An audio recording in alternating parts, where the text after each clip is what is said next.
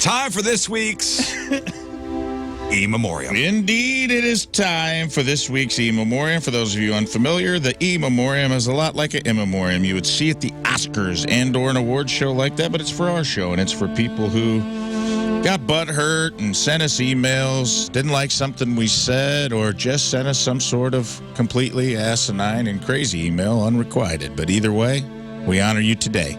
In our E Memoriam, brought to you by Hughes Funeral Alternatives. Discover Aquamation, the natural, gentle, eco-friendly alternative to fire-based cremation. First on the list, and there's a lot of them this week, Amish people.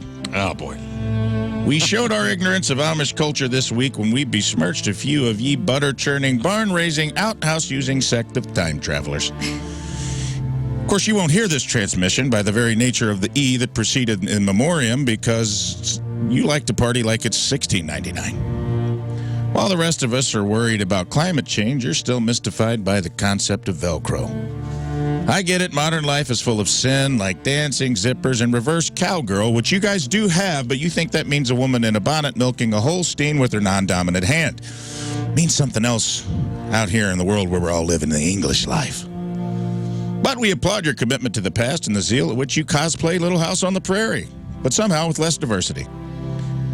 You're avoiding modern society like it's a bag of unbleached flour, but here's the kicker. You don't even get to be mad about this because you ain't hearing it. And if you are, then you failed to be an Amish, and that's on you. So if we offended you and you're itching to pull out your quill and inkwell and write us a strongly worded letter, don't worry. By the time it arrives via your fastest horse, we'll have moved on to pissing off some other eccentric group. But you'll still be right where you are, stuck in the 17th century. So fare thee well, brother Ezekiel. Great name. Next up, Mailmen.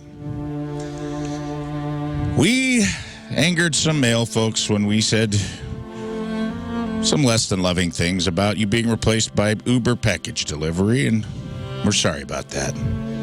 So here's to you, outdated mail carriers, the proud knights of the USPS, United Slow Package Smashers. We're sorry that people aren't showing more trust and respect to a government agency with the credo of neither rain nor sleet nor hail nor snow shall keep the mail from arriving slow. We're sorry we weren't more understanding that you once held the sacred task of delivering love letters and life-altering news, and now you're mostly relegated to strolling down the block like a modern-day town crier bringing tidings of meat department specials at Schnucks and coupons for a $19.99 oil change at all participating Dobbs locations. Meanwhile, I can summon anything from a toothbrush to a Tibetan singing bowl with one click and have it on my doorstep before you finished delivering my mail to my neighbor. Your most significant competition now is a 20-year-old gig worker with a smartphone and a rusty Honda Civic who only occasionally eats a fry from the food deliveries he's also making while doing your job. And the uniforms. Dear God, the uniforms. How could folks not respect a courier that looks like they got hastily dressed at a 100-year-old man's estate sale? But hang on to that weird Panama Jack safari hat they make you guys wear, because it may come in handy to pass around as a collection plate as you beg for change once Uber Mail goes live. But hey, welcome to the endangered species list, my friends. Hope you can adapt quicker than you can sort mail. Because if not, you could be in trouble. If the Pony Express could see you now, I think they'd shoot the messenger. But hey, may we seal this goodbye with a forever stamp. Bye-bye. Next up, very on topic for what we just discussed, sack creasers. Sack crease, yes. Sack creasers. Creasers, yes. I remember that, yeah. We chastised Dearest Learn when she thought men had a crease in their scrotums. Come to find out, there are a few of you out there whose undercarriage looks like a weathered sandbag from a New Orleans flood levee. Our bad. Our apologies, gentlemen. We did not know about the biological Rorschach test hanging between your legs. The creased scrotum. We thought they all had a seam, but didn't realize there are a small amount of fellas walking around out there with the topography of the Grand Canyon in their pants. But I got to say, ain't nobody loading the wife and kids into an RV to drive down Route 66 for that view. What's in that little flesh fortune cookie that you're storing for the winter, huh? Winning lotto numbers, emergency credit card, license and registration? While we do apologize, let's be clear, the crease doesn't make you the bad boy of anatomy. It's not the leather jacket in the world of genital fashion. It's It's more like a fanny pack. Outdated, unappealing, and likely seen on a dad that has given up. We're sorry to see you check out, but if you are checking out, make sure and take that dented can of pork and beans you're keeping in the clearance aisle of your own little Piggly Wiggly with you. Bye-bye. Next up, this one's going to hurt the host, clenched fist bird flippers. Oh. We started a hot debate and hurt Riz's feelings when we simply informed folks that some of you have been looking like dorks when flipping the bird with too tight of a grip. Sorry, but that's just the way it is. Seriously, what are you guys trying to do? You clench your fist so tight when you're giving the finger that it looks like you're trying to squeeze juice out of it. What are you hoping for? Yeah, look, you can't make finger aid, bud. Let's break it down. Flipping the bird is supposed to be a quick, elegant maneuver, the fencer's riposte of the vulgar world. But when you clench that fist, you look like you're trying to strangle your own hand. You ruin the whole performance. It's like doing a ballet in combat boots or trying to cut filet mignon with a plastic spork. Look, the middle finger is a classic. It's the Shakespeare of offensive gestures, but you guys treat it like it's a Nicolas Cage movie, way over the top and not in a good way. On Castor Troy! Yes.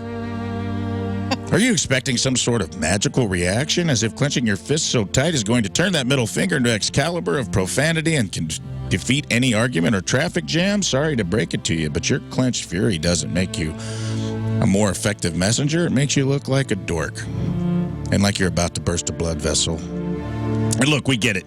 You've got feelings, strong ones. Bud, Riz, we know you got feelings, bud.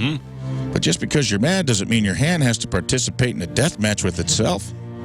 If you clench your fist as an indicator of your emotional intelligence, then, buddy, you're not just flipping a bird, you're flocking up your entire life. It just feels natural. Flocking up your entire life. I love it. So to all you over-clenchers out there, loosen up a little bit, because remember, a well-executed bird flip should be a work of art, not a cry for help. Next time you want to give someone the finger, don't make it look like your hand is having an existential crisis.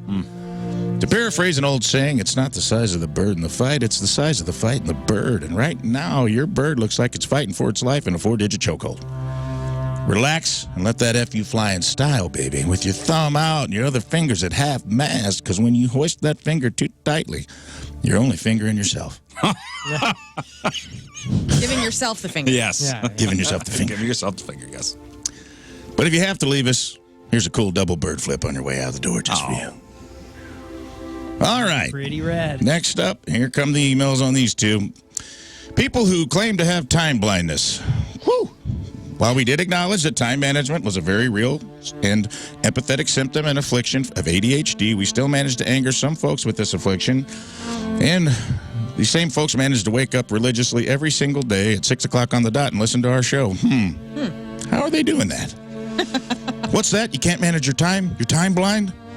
You claim your inability to perceive time makes you perpetually late, but you never, ever perpetually early. Funny how that works.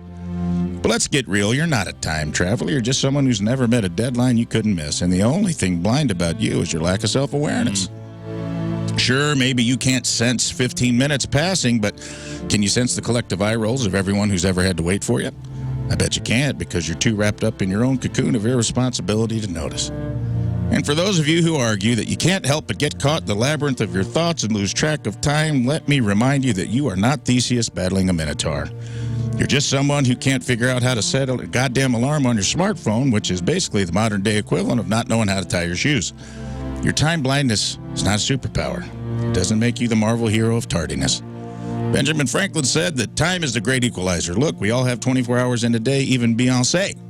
And she manages to be a global superstar, a business mogul, and a mom. You, on the other hand, can't manage to be on time for a 2 p.m. Zoom meeting that somehow has become your manager's fault. Oh, the chronically late or suddenly experts in psychology diagnosing themselves with time blindness. What's next? Claiming you have a work allergy? So you don't have to contribute anything meaningful? So as we part with the chronically self-diagnosed time blind, remember, time may be a social construct, but so is the concept that anyone should put up with your nonsense. Tick-tock. Tick-tock. Finally, people who claim to have perfect moment syndrome. You got equally PO'd at us, you eternal waiters, the people waiting for that perfect moment, the seekers, the ones who think they're living in a rom-com directed by the universe. Please let me break it to you. You ain't Hugh Grant nervously fumbling over a quirky monologue waiting for the heavens to part. You're just an indecisive turd with a knack for making up clinical-sounding terms. Honestly, if you were waiting for the perfect moment, get in line behind Halley's Comet, because at least that has a guaranteed return every 76 years. Well, you're still waiting for the stars to align, the seats to part, whatever celestial event you've convinced yourself has to happen before you can send a simple email or do the dishes. Well, you say you're waiting for the ideal setting? Here it is. Planet Earth, where people work, live, and manage to make decisions without consulting the zodiac, tea leaves, or their grandmother's spirit animal. Sorry, Lauren. That's okay. What's that? You're waiting for your gut feeling to kick in? Newsflash. That ain't your gut. That's your anxiety dressed up as intuition. It's telling you to stop equivocating, not to wait for another solar eclipse to make a move. If you're so hell-bent on perfect moments, why don't you take a cue from Nike and just do it, baby? Create that perfect moment for yourself instead of waiting for a sign written in the clouds, because let's be real, the only sign you're likely to see is everyone else waving goodbye as they pass you by. So here's to our perfect moment seekers, saying adios to all you daydreaming, dilly-dallying, perfection-seeking loafers. May you find your perfect moment far, far away from the rest of us who've learned to live in, reality. And now to the real RIPs of this week. Phyllis Coates, the first woman to play Lois Lane on the big and small screen, passed away. She was 96 years young.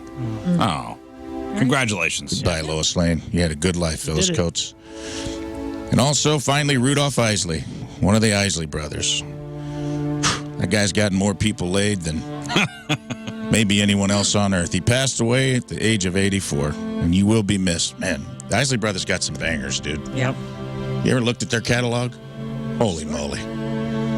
What was their big one? I know they got a lot of songs. Who's that lady? Who's that lady? Oh, so many. Choosy Lover. Woo! Shout. Oh, Shout. Spend the Night. That's it. Shout. Good Lord, they got so many good songs. But one of them's dead, so I guess they're done making music. And that concludes our E Memoriam, brought to you by Hughes Funeral Alternative. Well, thank you, Rafe. Excellent job as always. I think that settles that. Yes. We said goodbye to quite a few people this week. Put that to bed. Put that to bed and moving on. Moving on. Still love you. Maybe you'll come back someday. Hopefully. If you love something, let it go.